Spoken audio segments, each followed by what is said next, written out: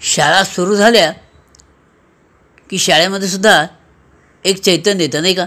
मुलांचा गजबजाट, इकडून तिकडं जाणं, यामुळे अगदी गंमत येते. यावर्षीपासून दर शनिवारी दप्तराविना शाळा आहे.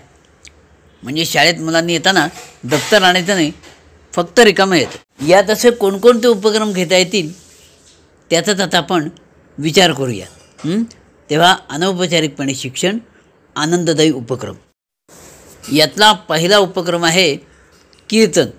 विज्ञान, गणित या विषयावरच्या वेगवेगळ्या पाठ्यभागावर कीर्तन बसवता येतं आणि तो कार्यक्रम चांगलाच रंगतो, मुलांना उपयुक्त होतो आणि त्यातनं अनौपचारिकपणे कितीतरी गोष्टी मुलांच्या लक्षात राहतात. ग्रामीण भागात सवाल जवाब हा असा एक अतिशय पॉप्युलर कार्यक्रम आहे. विज्ञान आणि गणित यातील वेगवेगळे मुद्दे जर सवाल जवाबात बसवले तर तो कार्यक्रम आकर्षक होतो, मुलांना आवडतो आणि ऐकता ऐकता मुलं त्यात रमल्यामुळे अनेक संकल्पना त्यांच्या डोक्यात कायमच्या बसतात. जादूचे प्रयोग हा असाच मुलांना काय मोठ्यांनासुद्धा आवडणारा कार्यक्रम आहे.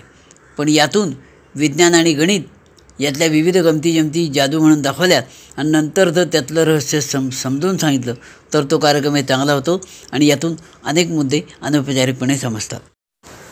बैठे खेळ आहेत, या खेळातून सुद्धा अनौपचारिकपणे शिकता येतं, पण त्यातनं मुलं रमतात आणि त्यामुळे हे सगळं सोपं होतं. मुलं त्यात एकाग्र होतात आणि त्यांना अनेक गोष्टी समजतात.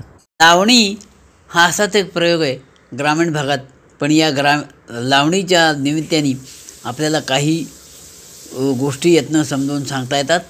तोही उपक्रम चांगला आहे. भारुडातून आपल्याला विज्ञान, गणित, आरोग्यशास्त्र यातल्या अनेक गोष्टी सांगता येतात.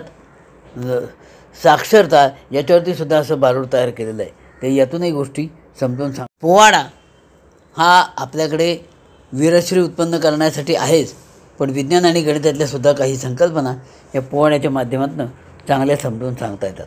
अभ्यास, नाट्य, एकांकिका यातूनसुद्धा बऱ्याच गोष्टी समजतात.